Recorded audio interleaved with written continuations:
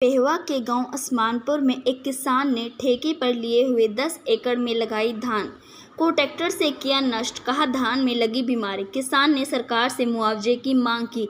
एक बड़ी खबर आ रही है कुरुक्षेत्र से, जहां पर पेहवा के गांव असमानपुर में एक किसान ने 10 एकड़ खेत ठेके पर लेकर उसमें धान की फसल लगाई थी। धान की फसल को 1 महीना होने के बाद उसमें बीमारी आ गई, जिसके बाद आज किसान ने उस फसल को ट्रैक्टर से नष्ट कर दिया। पीड़ित किसान जितेंद्र सिंह ने जानकारी देते हुए बताया कि उसने ठेके पर 10 एकड़ खेत लेकर उसमें धान लगाई थी। धान को लगाए हुए 1 महीना हो गया था, उसके बाद उसमें बीमारी आ गई।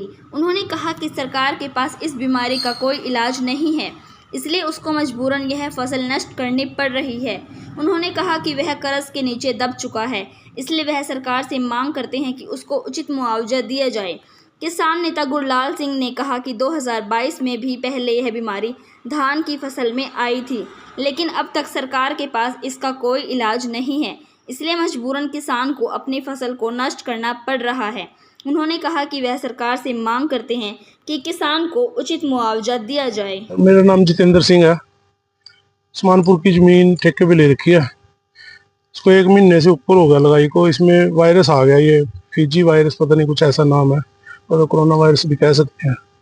मैं सारा कुछ कर लिया, दवाइयाँ, खादें, हर चीज डाल ली, पर लेकिन कोई फर्क नहीं पड़ा। तो कोई इलाज नहीं है इसका? ना जी, कोई इलाज नहीं हुआ। तो कितनी जमीन आपने कर लिया? ये 10 एकड़ में है जी। 10 के 10 एकड़ में जो बीमारी लगी? हाँ, 10 के 10 एकड़ खराब हो गई। तो कितना नुकसान हुआ जी आपका?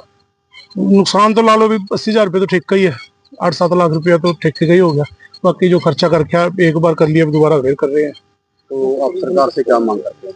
हाँ जी, सरकार से क्या मांग? सरकार से तो यही मांग है भी कुछ ना कुछ जिम्मेदारों की बाजू पकड़े, कुछ ना कुछ तो सारे नहीं पूरे कर सकते, कम से कम जो खर्चे हुए हैं वो तो कुछ तो दें, खुरदौरी करें, कुछ करें, पता करें। यही है मांगे जी, गरीब आदमी क्या करे। और एक फिजी वायरस करके ये चल रहा है, अभी किसानों को दिक्कत आ रही है जीरी में, धान में जो महीने से ऊपर धान हो जाती है उसमें पौधे छोटे होने लग जाते हैं, उसके बाद उसकी ग्रोथ आगे होती नहीं, मजबूरी में किसानों को बानी पड़ती है।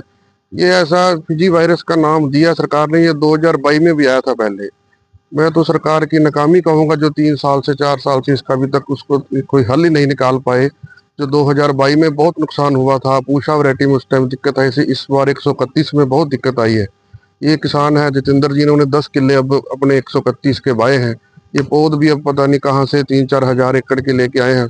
हम तो यही सरकार से मांग करते हैं कि जो भी, चलो जिनका भी नुकसान हुआ है, पटवारी से गिरदौरी करवा के उनको जो बनता है इनका मुआवजा वो सरकार मदद करे। जैसे कि आप किसानों की आवाज उठाते रहते हैं, तो आपकी यूनियन के द्वारा क्या? हमारी यूनियन भी 1-2 दिन में आगे मीटिंग करके सरकार को इसके बारे में अवगत कराएगी।